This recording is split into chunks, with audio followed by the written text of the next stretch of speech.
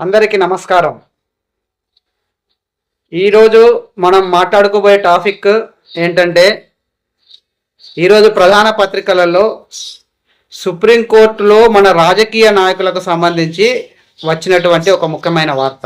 అదేంటంటే, మన దేశంలోని ప్రస్తుత మాజీ ఎంపీలు ఎమ్మెల్యేలపై కలిపి 4,000కు పైగా క్రిమినల్ కేసులు పెండింగ్లో ఉన్నాయని ఈరోజు సుప్రీంకోర్టుకు సమర్పించిన నివేదికలో వెల్లడైంది. అంతేకాదు, ప్రస్తుత ఎంపీలలోనే 326 మందిపై క్రిమినల్ కేసులు ఉన్నట్లు ప్రకటించారు. ఇది విన్న వెంటనే మనకు కొన్ని అనుమానాలు వస్తాయి. ఇన్ని క్రిమినల్ కేసులు ఉన్న రాజకీయ నాయకులు అసలు ప్రజాప్రతినిధులుగా పదవులు అనుభవించడానికి అర్హులేనా? వాళ్ళపై ఉన్న కేసులో అసలు నేరం రుజువు ఎప్పుడవుతుంది? కేవలం కేసు ఉందని చెప్పడం సరిపోతుందా? ఎఫ్ఐఆర్ నమోదైన దగ్గర నుంచి కన్విక్షన్ వచ్చే వరకు అసలు ఏం జరుగుతుంది? ఒకవైపు కేసు నమోదైంది అంటే వెంటనే ఒక వ్యక్తిని నేరస్తుడిగా పరిగణించలేము. మరోవైపు తీవ్రమైన నేరారోపణలు ఉన్న కేసులు సంవత్సరాల తరబడి పెండింగ్లో ఉంటే ఆ కేసుల నిజానిజాలు ఎప్పుడు తేలుతాయి? ఇదే అసలు ప్రశ్న. అయితే మన న్యాయ వ్యవస్థలో ఒక కేసు ఎఫ్ఐఆర్ నుంచి తీర్పు వరకు ఎలాంటి దశలు దాటుతుంది? 4,000కు పైగా రాజకీయ నాయకుల కేసులు ఇదే న్యాయపరమైన ప్రక్రియ ద్వారా వెళ్తే అవి ఎప్పుడు పూర్తవుతాయి? త్వరితగతిన న్యాయం జరగడం అనేది సాధ్యమైన విషయమేనా? దానికి మన న్యాయ వ్యవస్థలో ఉన్న అవకాశాలు ఏమిటి? ఈ ప్రశ్నలంటికి సమాధానాలు తెలుసుకోవాలనుకుంటే ఈ వీడియోని స్కిప్ చేయకుండా చివరి వరకు తప్పకుండా చూడండి. ముందుగా, ఒక వ్యక్తిపై కేసు నమోదైనప్పటి నుంచి అతని నేరం రుజువయ్యే వరకు అసలు ఏం జరుగుతుందో తెలుసుకుందాం. ఒక నేరం జరిగినప్పుడు మొదట పోలీసులకు సమాచారం అందుతుంది. ఆ సమాచారాన్ని బట్టి పోలీసులు ఎఫ్ఐఆర్ అంటే ఫస్ట్ ఇన్ఫర్మేషన్ రిపోర్ట్ నమోదు చేస్తారు. ఎఫ్ఐఆర్ అంటే నేరం రుజువైందని కాదు, అది నేరంపై పోలీసుల దర్యాప్తుకు ఒక ప్రారంభ దశ మాత్రమే. ఆ తర్వాత మొదలవుతుంది ఇన్వెస్టిగేషన్ అంటే దర్యాప్తు. పోలీసులు సంఘటనకు సంబంధించిన సాక్ష్యాలను సేకరిస్తారు, సాక్షులను ప్రశ్నిస్తారు. అసలు నేరం ఎలా జరిగింది, ఎవరు పాల్గొన్నారు, ఎలాంటి ఆధారాలు ఉన్నాయో విషయాలను దర్యాప్తు చేస్తారు. దర్యాప్తు పూర్తయిన తరువాత నేరానికి సంబంధించి తగిన ఆధారాలు ఉన్నాయని దర్యాప్తు సంస్థ భావిస్తే ఛార్జ్ షీట్ను కోర్టులో దాఖలు చేస్తారు. కానీ ఇక్కడ ఒక విషయం గుర్తుంచుకోవాలి. ఛార్జ్ షీట్ దాఖలైంది అంటే నేరం రుజువైనట్లు కాదు. మళ్ళీ అది ప్రాసిక్యూషన్ అంటే అభియోగం పక్షం తన కేసును కోర్టు ముందు ఉంచే దశ. ఆ తర్వాత కోర్టులో కేసు ముందుకు వెళ్తుంది. అభియోగాలు ఏమిటి, ఎలాంటి ఆధారాలు ఉన్నాయి, ఎవరెవరు సాక్షులు అనే అంశాలను కోర్టు పరిశీలిస్తుంది. ఆ తర్వాత వస్తుంది ట్రయల్ అంటే విచారణ. ఇది చాలా ముఖ్యమైన దశ. ప్రాసిక్యూషన్ తన సాక్షులను ఆధారాలను కోర్టు ముందు ప్రవేశపెడుతుంది. డిఫెన్స్ అంటే నిందితుడి తరపు న్యాయవాది కూడా తన వాదనను వినిపిస్తాడు, సాక్షులను క్రాస్ ఎగ్జామినేషన్ చేస్తాడు, పత్రాలను ఇతర ఆధారాలను పరిశీలిస్తారు. అంటే పోలీసులు ఈ వ్యక్తి నేరం చేశాడని చెప్తున్నారు అనే కారణంతో మాత్రమే కోర్టు శిక్ష విధించదు. సాక్ష్యాలను వాదనలను పరిశీలించిన తర్వాతే నిర్ణయం తీసుకుంటుంది. ఆ తర్వాత వచ్చేదే జడ్జిమెంట్ తీర్పు. కోర్టు ముందున్న సాక్ష్యాలు, వాదనలు, చట్టపరమైన అంశాలు పరిశీలించి నేరము ప్రాసిక్యూషన్ రుజువు చేసిందని కోర్టు భావిస్తే కన్విక్షన్ అంటే దోషిగా నిర్ధారణ చేయడం జరుగుతుంది. అలా రుజువు కాలేదని కోర్టు భావిస్తే అక్విటల్ నిర్దోషిగా విడుదల చేస్తుంది. ఈ రెండు విషయాలను మీరు బాగా గమనించుకోవాలి. కన్విక్షన్ అండ్ అక్విటల్, దోషిగా నిర్ధారణ లేదా నిర్దోషిగా విడుదల. అందుకే మనం చాలా స్పష్టంగా గుర్తుంచుకోవాల్సిన విషయం ఏంటంటే, కోర్టు తుది తీర్పు ఇచ్చే వరకు ఒక వ్యక్తిని నేరస్తుడిగా ప్రకటించలేము. అయితే కొన్ని సందర్భాల్లో కోర్టు తీర్పు వచ్చిన తర్వాత కూడా న్యాయపరమైనటువంటి అవకాశాలు ఉంటాయి. అవసరాన్ని బట్టి అప్పీల్ చేయవచ్చు, హైకోర్టుకు వెళ్ళొచ్చు, కొన్ని సందర్భాలు సుప్రీంకోర్టు వరకు వెళ్ళొచ్చు. అందుకే ఒక కేసు మొదలైన రోజు నుంచి చివరి న్యాయపరమైన పరిమాణం వరకు చాలా సమయం పట్టే అవకాశం ఉంటుంది. ఇది మనకు అందరికీ తెలిసిన విషయమే. కొత్తగా ఇందులో మనం అర్థం చేసుకోవాల్సింది ఏం లేదు. వివిధ దినపత్రికల్లో ఎన్నో కేసులలో మనం నిత్యం కళ్ళ ముందు కదలాడే సంఘటనలు. అయితే మన కళ్ళ ముందు జరిగిన రెండు అత్యంత తీవ్రమైన కేసులను చూద్దాం. గుర్తుందా? అజ్మల్ కసబ్ 2008 నవంబర్ 20న ముంబై నగరం ఉగ్రదాడులతో వణికిపోయింది. 26/11 ముంబై టెర్రర్ అటాక్లో పాల్గొన్న అజ్మల్ కసబ్ ఒక్కడు మాత్రమే సజీవంగా పట్టుబడ్డాడు. దర్యాప్తు జరిగింది, ఛార్జ్ షీట్ దాఖలైంది, ట్రయల్ జరిగింది. 2010 మేలో టైర్ కోర్ట్ అతన్ని దోషిగా నిర్ధారించి మరణశిక్ష విధించింది. ఆ తర్వాత బాంబే హైకోర్టులో అప్పీల్ జరిగింది. హైకోర్టు కూడా మరణశిక్షను సమర్థించింది. ఆ తర్వాత సుప్రీంకోర్టుకు వెళ్ళింది. 2012 ఆగస్టు 29న సుప్రీంకోర్టు కూడా అతని కన్విక్షన్ డెత్ సెంటెన్స్ను సమర్థించింది. తర్వాత మళ్ళీ మెర్సీ పిటిషన్ ప్రక్రియ కూడా జరిగింది. చివరకు 2012 నవంబర్ 21న కసబ్కు ఉరిశిక్ష అమలు అయింది. 2008 నవంబర్ 20న జరిగిన దాడి నుంచి 2012 నవంబర్ 21 వరకు దాదాపు 4 సంవత్సరాలు.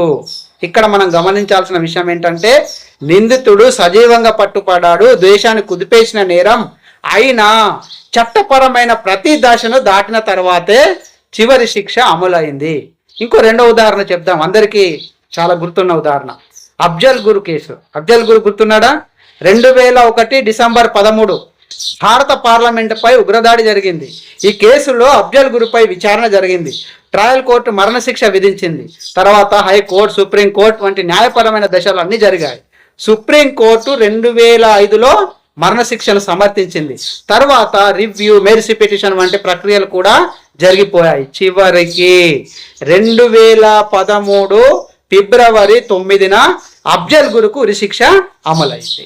అంటే 2001లో జరిగిన పార్లమెంట్ అటాక్ నుంచి 2013 వరకు దాదాపు 11 సంవత్సరాలు.